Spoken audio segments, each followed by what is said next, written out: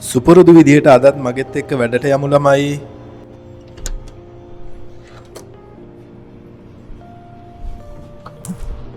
දීපවන්දරම සම්බෝලය එළියට යා ගන්න වරුයි. ඔක්කොමල නෙමෙයි කවුරුත් එන්නේ යන්නේ නැහැ. මට කලින් දුවන සම්බෝලය. සෙල්ලම උදේ පාන්දර. සම්බෝලේ යා.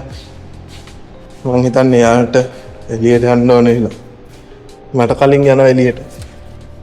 සම්බෝලේ? ඇයි? යා. සයින් ඔන් වෙන්නත් වෙලාව තියෙන හින්දා මම උදේම යනවා කැන්ටින් එකට. වැඩේ කියන්නේ අද මට ID එක අමතක වෙලා ආවනේ. ඊට පස්සේ ආයෙ ගියා. වෙලාවටම ඇවිල්ලා තිබ්බනම් හති දාගෙන දුවන්න වෙනවා.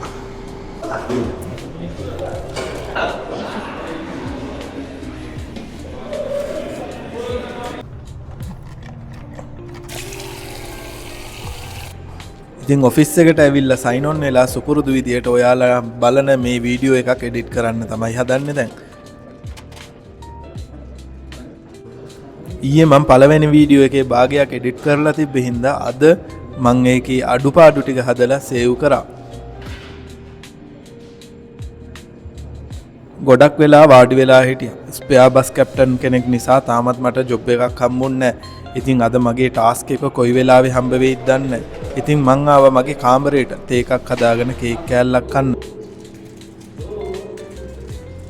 මං කාමරේට එනකොට සම්බෝලයව අපේ ඩිලා එක් කරගෙන ඇවිල්ලා. එයාට එයා ටැග් එකක් දාන්නයි හදන්නේ.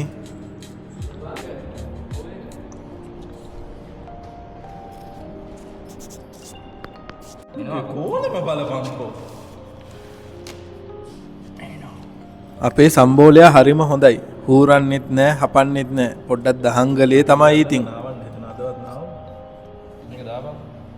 ඩිලයි මා එයා ටැග් එක දාලා මම ආවා ආයේ ඔෆිස් එකට.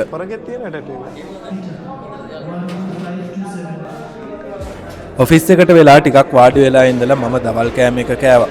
ඉතින් අද කොහෙවත් යන්නේ නෑ. මගේ ඩියුටි ටයිම් එකත් ඉවරයි. ඊට පස්සේ කාමරේට ඇවිල්ලා මම ටැටූ එකක් ගහන්න පටන් ගත්තා.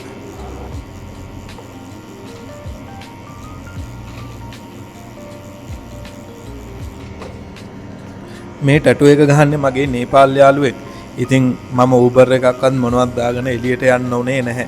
ඉතින් ඩිපෝව ඇතුලේ මගේ කාමරේ ඉඳලම මේ වැඩේ මම කරලා ඉවර කරා.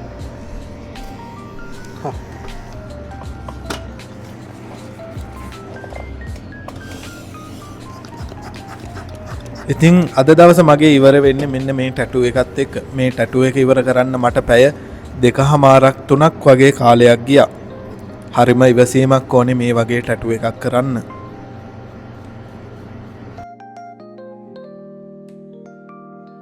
ඉතින් ඔන්න ඔය විදිහට තමයි මගේ දවස ඉවරුනේ. බලන්නකො මේ ටැටූ එක ලස්සනයිද කියලා කමෙන්ට් එකකුත් දාගෙනම යමු. බොහොම ස්තුතියි අවසාන වෙනකම් බැලුවට.